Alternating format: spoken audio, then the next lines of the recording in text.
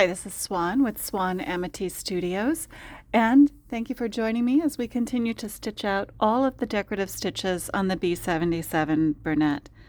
We're also talking about things that we can do with each one of them and considerations for ways in which to make them function to their best ability. We are starting today's video with stitch number 164. Let's stitch. This one is a fast stitch out, moves easily through the machine, and is a simple stitch.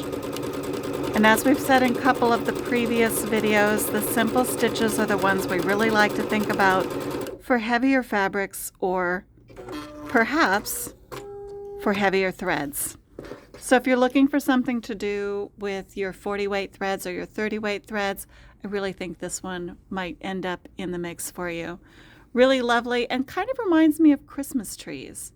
I have to admit I'm also getting a little bit of a fractal feel from this one. So for you math nerds, maybe this is a great one to stick in a math project.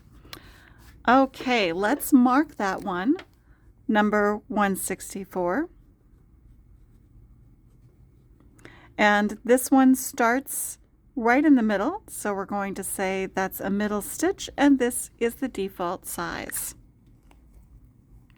Okay, we're going to move on to stitch 165. Let's go ahead and drop our presser foot down, remembering that we're always centering on our center test line, and needle down. Let's stitch.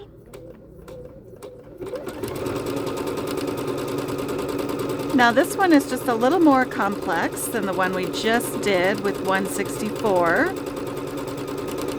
but a similar stitch in terms of speed.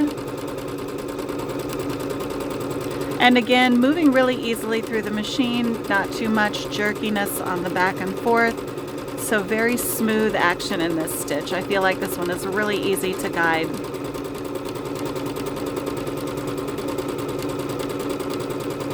And we're going to bring that one down just a little bit further and stop there.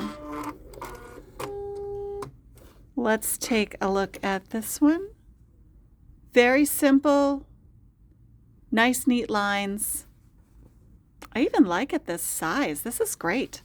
So let's say that, of course, this one is number 165. This one also starts from the middle, right on our centering line, and this is the default stitch. Now, for me, I would also suggest this one is probably a really great idea for either making bags or doing a little simple home deck project. I'd like to see that one on a pillow, maybe even on a quilted edge. We'll go ahead and line up for stitch 166, and let's go ahead and drop our needle in and stitch this one out.